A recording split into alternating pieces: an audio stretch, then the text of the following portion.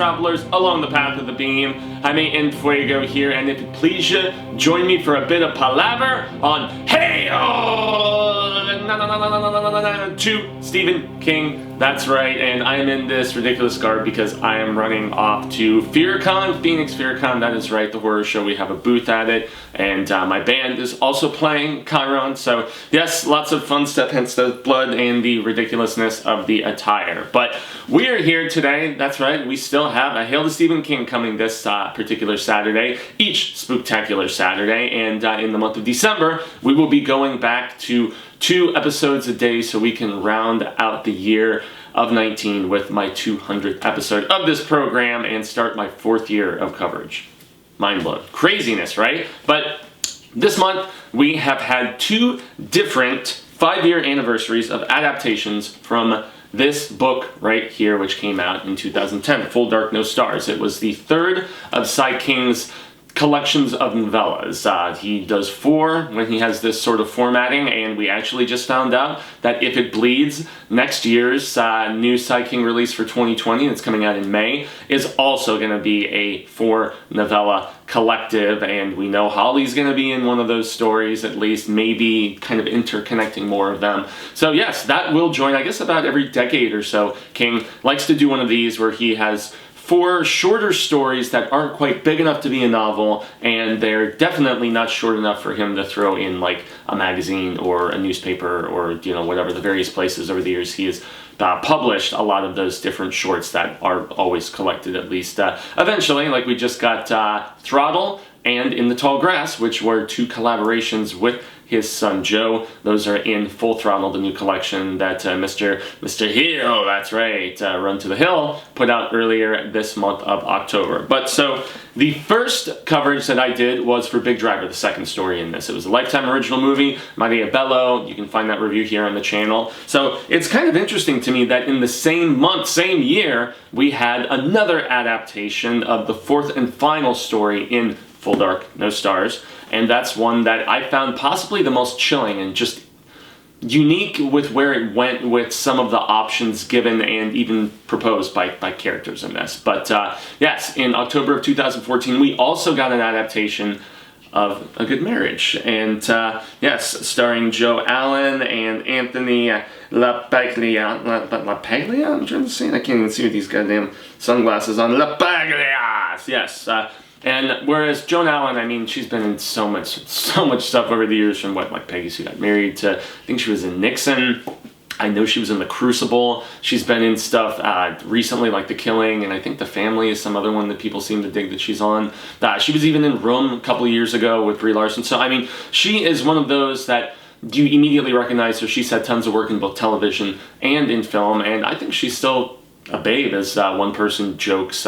Granted, this was 5 years ago still, but nonetheless, for her age, she has aged gracefully, and she's a very pretty older woman in this regard. But yeah, it's funny when one of the bartenders is like checking her out at the beginning of the film. But yeah, LaPaglia, I always think of this Tales from the Crypt episode where he was like the cable guy who was coming to, like, you know, lay down some cables, if you know what I mean, bro. And yeah, he gets his head switched with the cheating lover of his by the mad scientist husband who's being cheated on. It's one of those goofier Tales from the Crypt episodes, not a personal favorite. It's actually definitely one of the weaker ones in hindsight. But yeah, dude was in Empire Records. He's been, I mean, he's another one of these actors that was So I Married an Axe Murderer. I mean, he got tons of work in the 90s and has continued even as he has, and you know, he's a good-looking older Italian dude. He looks like he could have been on The Sopranos. I don't know if he ever was, but he's of that ilk. He's of that regard, and he just has that kind of machismo about him and charm and stuff. And you've also got a little bit of Stephen Lang in a throwaway role in this that I honestly... That's the biggest problem with this movie, is what they try to add and expand upon to get it to be around 100 minutes, as opposed to the short story, which, well, being like 80, 85 pages, something like that, it really was very, very simple in its premise and in the execution and the exploration around the premises. Basically, you've been in a good marriage, you know, hence the title, for a number of years, and what if all of a sudden you discovered, just completely randomly and by accident, a little secret area in your, you know, your garage where your husband had a bunch of IDs of young girls that, yeah, he's presumably killed. He has been an active serial killer for decades at this point, since the 80s, and, you know, here in the 2010s, which are almost over now, which is nuts to me. But yeah, so just active, you know, he would take periods of time off and then he would strike again. Like, we're talking like lengthy amounts of years in certain instances. And so wife discovers this, and it's really a lot of internal processing in the source material of, you know, her discovery and turning all of these other things in her head, and it does come to a confrontation, so to speak. This is a very tough story because it's so simple in premise, and I don't go back and read these short stories when it's been, or novellas, or even novels in certain instances. I like to reread after, but definitely not before, because I have found myself falling into the burden of expectation with wanting things to be exactly like the short.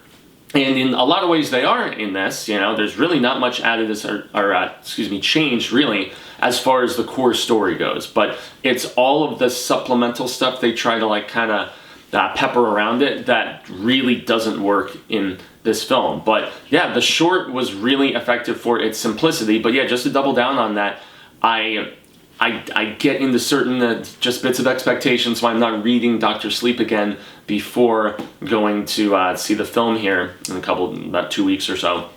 So yeah, that's just, at least personally for me, I like to go in with fresher eyes as opposed to just, you know, everything in my mind as to how the story has to conform. But once again, to just get away from discussion of the source material, because I was here to, now I want to reread the short more so than anything, because I just watched this actually for the first time. This is one of the only Sai King adaptations that I had never watched up until some of this coverage. Mercy being another one, the film with Carl, that was done by Blumhouse in their earlier days, and I reviewed that along with the Grandma short story and stuff. But in any event, 5-year anniversary, 2 very talented leads, you know, and also supplementally Stephen Lang, like I said, and just her discovery and even the essence of the confrontation and some of the reasoning behind not exposing your husband and destroying your family if he's almost willing to negotiate it was the most interesting thing about the source material, and it's definitely,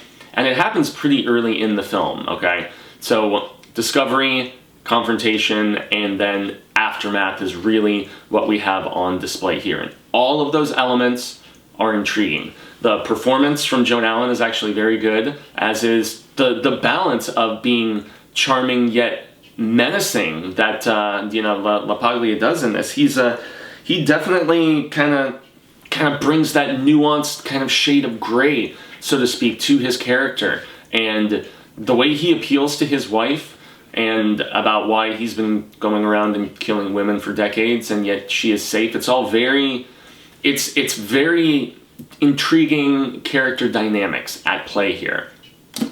Unfortunately, there's a whole lot of other stuff that they put in this to pad the runtime and to turn it into something that can be sustained for around 100 minutes, and that is a family. There is, if I remember in the short story, but once again, if I'm wrong, I do apologize, I think there is at least mention of them having children who have grown up and are out of the house now and stuff like that, and the whole empty nest scenario, and that actually probably is a contributing factor to this discovery in the first place, if we're just, you know, looking at, you know, kids are not around, and yet we meet kids in the film because daughter is getting married. We also find out the son, he is starting to become a success like his father. Bob is an accountant, and Darcy is Joan Allen's character, the, you know, wife in this good marriage. And yet, planning a wedding, big factor in this. The wedding itself, when it happens in the film, is extensive and painful to watch, from terrible dancing and music to just,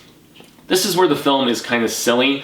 And it's directed by a writer-director who hasn't directed or written anything since this film and really didn't have much of a resume beforehand. So yeah, maybe that does say something, because it's rather clumsily directed and assembled and a mishmash of weird tones. And really, the script that he also did, I believe he co-wrote it with one other person, it's lots of staring and crying and just trying so deliberately to just get the emotion across, and it really gets across, but it just becomes plotting and boring and just the same thing over and over. Really, it's Joan Allen. She will stare and she'll cry for a good few minutes, and then it's more like research on the computer, and then more crying, and then just sitting in silent staring and stuff like that. And I mean, I could tolerate it a little bit more when it was like Ad Astra with you know, Mr. Pitt, where at least it's in these beautiful scenarios of space and, you know, the set design and everything, whereas this is just her sitting in like kind of, you know, New England home. You know, it's a pretty home, nice two-story, and, you know, lovely surroundings up there in that area of the country, which I've never properly been to.